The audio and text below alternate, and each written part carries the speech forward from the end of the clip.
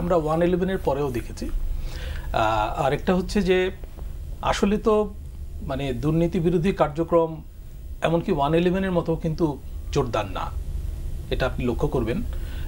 তখন যেরকম জোরে সোরে চলছিল, যেমন ধরেন উদ্ধার, অবৈধ অর্থ উদ্ধার, কালো টাকা উদ্ধার, এই কাজগুলো কিন্তু ওইভাবে চলছে না, এক নম্বর।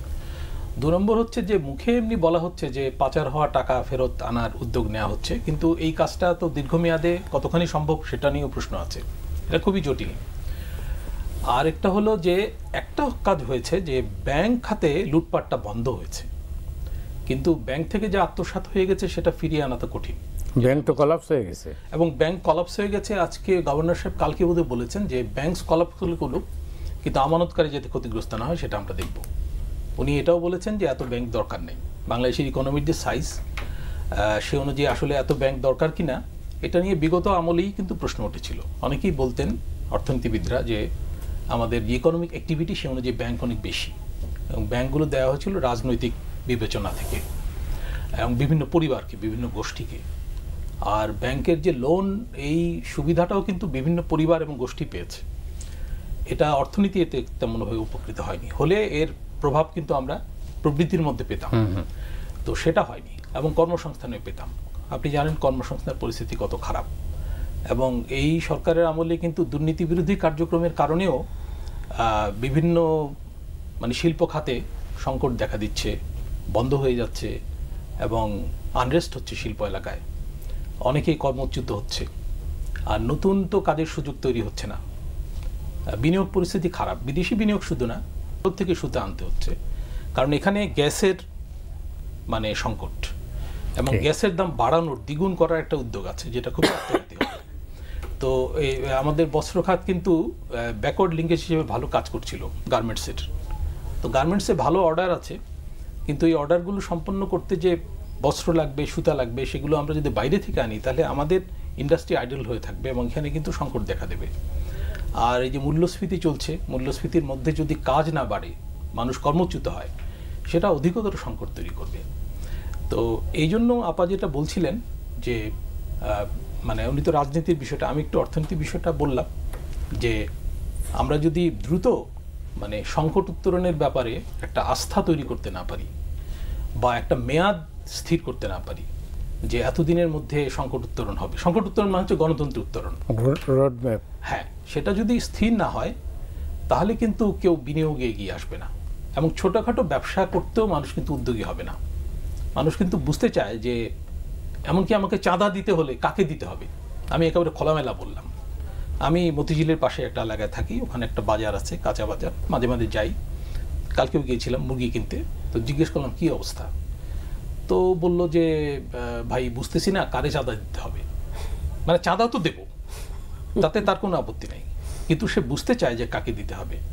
তো এইটাও ব্যবসার কিন্তু একটা সিনারিও বাংলাদেশি, আমি বলছি যে একটা ক্রুড রিয়েলিটি, এটা আমরা মানে পছন্দ করি বা না করি না। তো বড় ব্যবসার ক্ষেত্রে তো জিনিসটা আরও অনেক বড়, এবং তারা তো সিগন্যাল চায় যে এই সরকার কতদিন থাকবে, সরকারের ইকোনমিক পলিসি কি হবে, এগুলো বুঝতে চায়। কিন্তু সামনে একটা বাজেট আসছে, বাজেট কিন্তু এই সরকার দেবে, যা পরিস্থিতি, নির্বাচিত সরকার দেবে না, তাই না?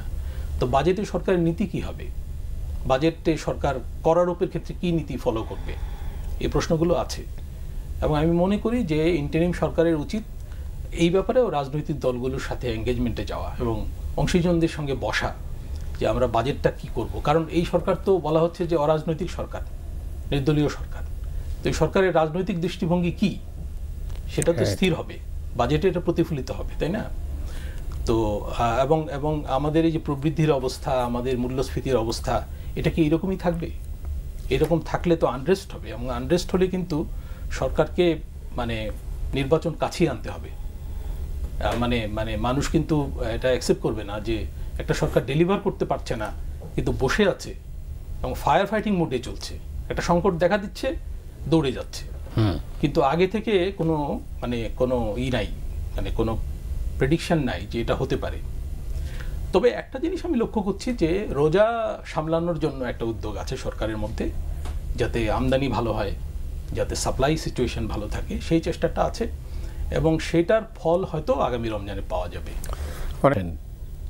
এই কয়েকদিন আগেও উনি সংলাপ করলেন, তো এই সংলাপগুলো বা বৈঠকের ফলাফলটা কি আসলে রাজনৈতিক দলগুলোর সঙ্গে বিশেষ করে?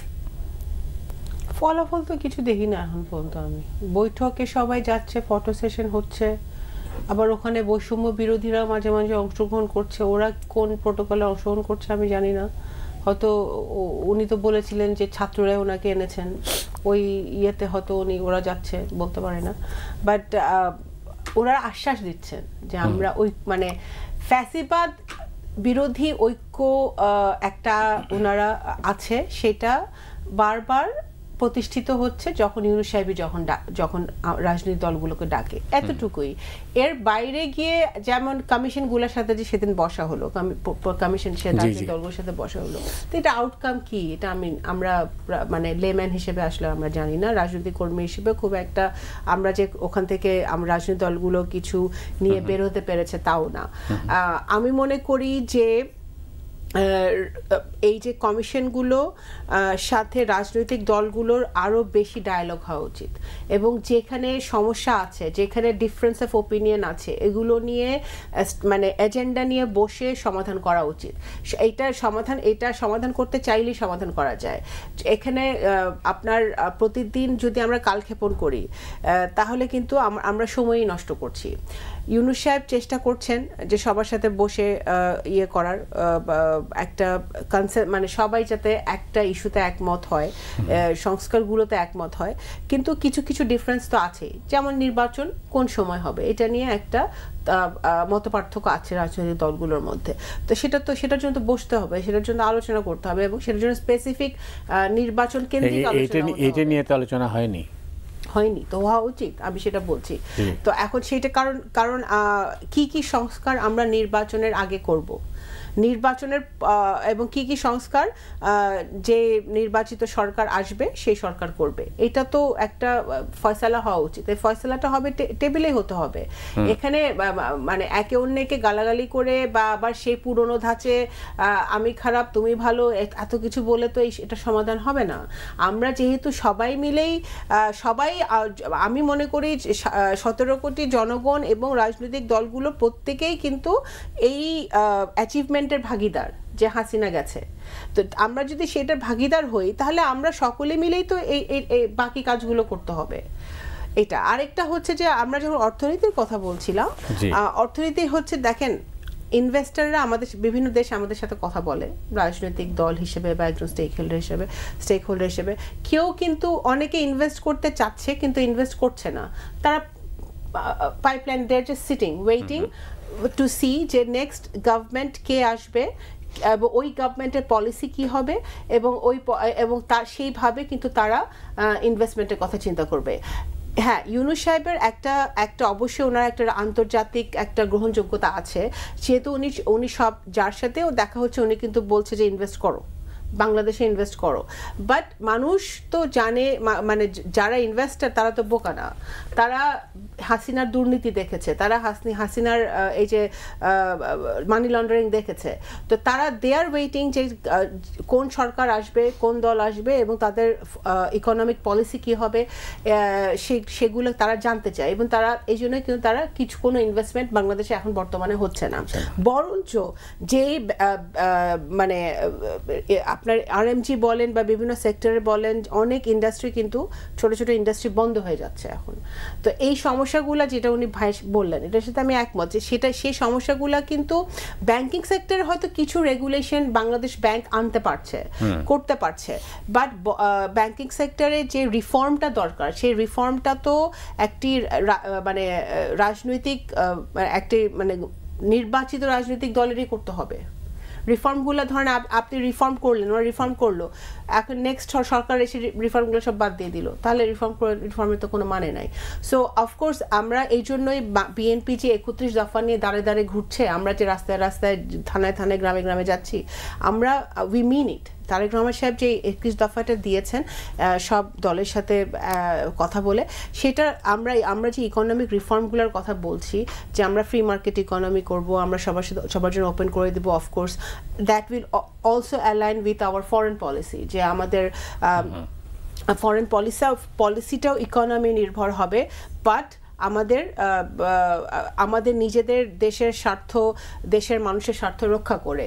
এবং যে চুক্তিগুলো হয়েছে, এর জন্যই আমরা বারবার ডিমান্ড করছি যে যে চুক্তিগুলো বিভিন্ন দেশের সাথে হাসিনা করেছে, সেই চুক্তিগুলো মানে সামনে আনতে হবে। চুক্তি এগুলো আমরা জানি না কি কি টার্মস অ্যান্ড কন্ডিশনস এগুলো হয়েছে, সেগুলো সামনে আনতে হবে। স্যার মামুন, আপনার কাছে যাই। আপনি কি মনে করেন যে যথাসময়ে অর্থাৎ 2025-এ কোনো নির্বাচন হতে পারে? সেটা তো বলা কঠিন, তবে ইউনূস সাহেব দুটা সময়সীমার কথা বলেছেন। একটা হচ্ছে যে বছরের মধ্যে অর্থাৎ ডিসেম্বরের মধ্যে অল্প সংস্কার হলে ওনার ভাষায়, আর অধিকতর সংস্কার হলে আগামী বছরের মধ্যভাগ পর্যন্ত গড়াতে পারে। এই হচ্ছে ওনার মানে মোটামুটি একটা রোডম্যাপ দিয়েছেন, এটা স্পষ্ট না। এবং উনি এরপরে যেসব ইন্টারভিউ দিয়েছেন দেশের বাইরে মূলত, সেখানেও কিন্তু উনি বারবার এটাই বলছেন। তবে শেষ পর্যন্ত একটা ব্যাপার দাঁড়িয়েছে যে চেষ্টা করবেন এবছরের মধ্যে, সেটা বিএনপির নেতাদেরও উনি বলেছেন যে এক ধরনের প্রতিশ্রুতি যে আমি চেষ্টা করব। এবং ইলেকশন কমিশনের বক্তব্য থেকেও মনে হয় যে তারা প্রস্তুতি নিচ্ছেন এবছরের মধ্যে জাতীয় নির্বাচন করার। আবার এর মধ্যে একটা ফ্যাকড়া এসছে যে স্থানীয় নির্বাচন করতে হয় কিনা। ইলেকশন কমিশন বলেছেন যে এটা সরকারের ব্যাপার, সরকার বললে আমরা আয়োজন করে দেবো, পারব ইত্যাদি।